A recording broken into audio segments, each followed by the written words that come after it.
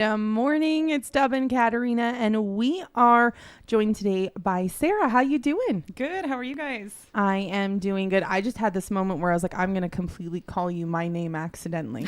My name is Katerina. It's nice to meet Welcome, Katerina. Why would that happen to you? I panicked for a second. I've never even met another adult Katerina, so... First time for everything. I panicked. I was like, oh my God, that's her name. It's not. It's Sarah. I'm Sarah. Yeah. Good morning. Yeah. So we have a lot of learning to do today, aside from our names. Let's start with, you're here because there's an event happening and we're going to learn about this event. Yeah.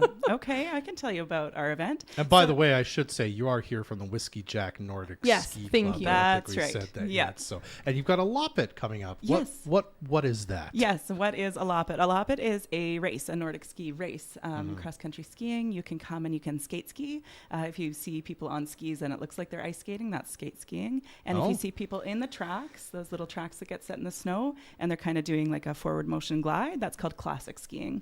So you can choose. In ours, it's a freestyle. You can choose what kind of skiing you want to do, and it's just a fun race. It's a great afternoon to get out with other like-minded people out in the boreal forest and have a race. Okay. So This is why I said we are going to be learning about this event because there's a lot to it. Okay, I have a question. So you said it's a Nordic race.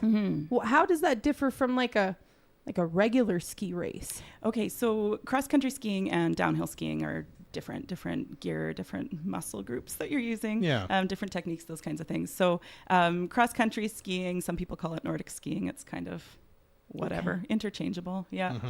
So we have categories for like U6. They run a 100-meter dash, which is adorable. Yeah. And then we've got I'd be in we've that got group. the U10s. They do, I think it's 780 meters. Okay. Then we've got U14, and that's 2.5K. And then the 5K and the 10K are open. So anybody can race. Those are kind of 19 plus, but you can race up a category. So if you're really keen and you're 12, you can do a 5K. Can you race down in a category?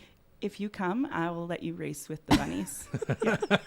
We'll Get you all outfitted. I feel like the meters. U6 is where I'd be. Yeah. That's why I coach the bunnies. That's my level. Yeah. I mean, I know this will depend obviously on the person's kind of athletic and skill level, but when you say 5 to 10K, like, are we talking a couple hours for the 10K to do it, or an hour? Because you're moving fairly fast, right? Yeah. And most of the folks that we have that race the 10K are pretty good athletes. Yeah. So we would expect them not to be out on the trail for 2 hours. Okay. I'm not going to put a time limit on it, but it's not 2 hours. Okay. Yeah. So we start all the races at 1 o'clock, and the little kids go first, and we kind of work up. So the 5K and the 10K will start around 1:30 on that Sunday. February 23rd is the race date. February 20th is the cutoff for registration. I see. So okay. yeah. So 19 plus is $25 for registration. Under 19 is $15, and the little kids, Katerina included, are free. I've never skied before, so I feel like the U6 just smoke me. Yeah. That's what would happen. Yeah. I would still be trying to figure out how to get down the hill. Yeah. They're excellent. It's really fun. We have a really fun club. So the registration cost includes snacks after your race, as well as a barbecue that we're throwing, and some insurance through Nordic Canada. That's our governing body for Canada for cross-country skiing, and trail fees. So how would someone register for the event? So we've got the race notice posted on our Facebook and Instagram page. And then on our website, if you go to our whiskeyjacknordic.ca, you can go to our upcoming events, and all of the Zone 4 registration is all listed there. Amazing. Yeah. Now, I also know you want to talk a bit about the kind of the club's growth as well, because it's always great to join a club, and there's reasons why it's beneficial to join a club, especially if you're a fan of cross-country ski and whatnot. Tell us a bit about the Whiskey Jack Nordic Ski Club just in general too. Yeah, well, the ski club started in the early 80s when the BC Winter Games came, and they just put in a really simple little figure 8 kind of loop, and it wasn't until the early 2000s that it was kind of identified that this could really be developed into something great. And so it's grown a lot since then. We have 15 kilometers of groom trails and everything's volunteer run. So we have volunteer groomers. You don't even have to ski to be able to groom or to be a day lodge volunteer. If you just want to come and connect with a fun community of people and be outside and pass the winter that way, we'd love to have those volunteers join us.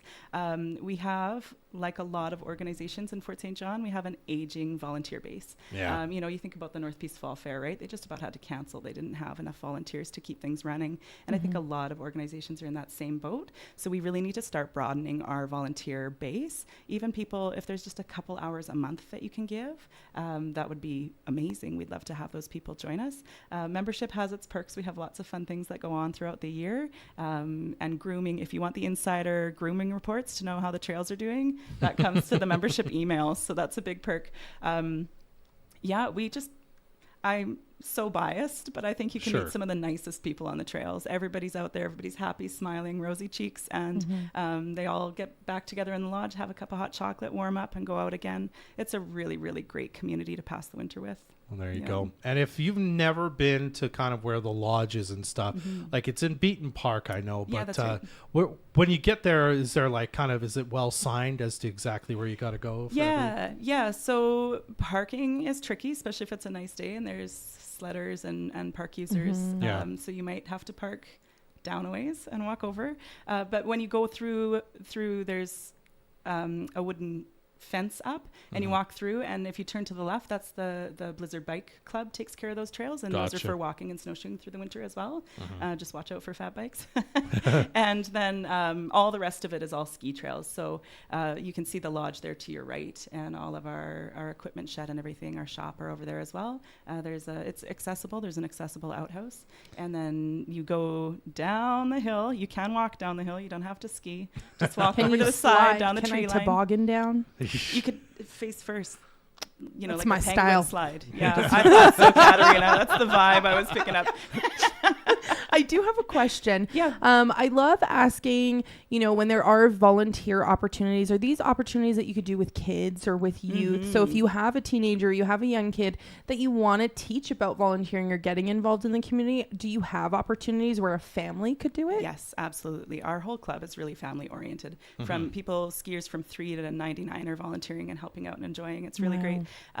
So things even like putting up the snow fence to keep the snowmobilers off of the groom trails and things like that in the fall that we do. Lots of families come out for that, splitting wood. A great example of that, Katerina, is last year for the Loppet, there was no snow on the trails, right?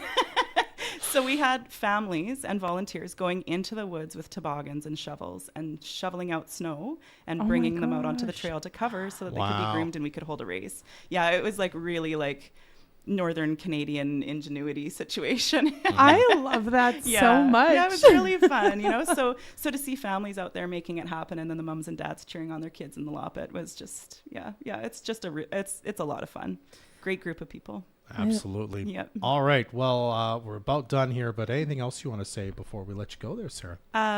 Spectators are welcome. Bring your cowbells. Okay. Yeah, there's a lot of cowbell ringing at a Loppet. So, okay. We'd love to have people come out and watch and join us. Yeah. Awesome. Yeah. All right. Thank you so much for having me. You're very welcome. Again, if you want more details, you can follow the Whiskey Jack Nordic Ski Club on Facebook.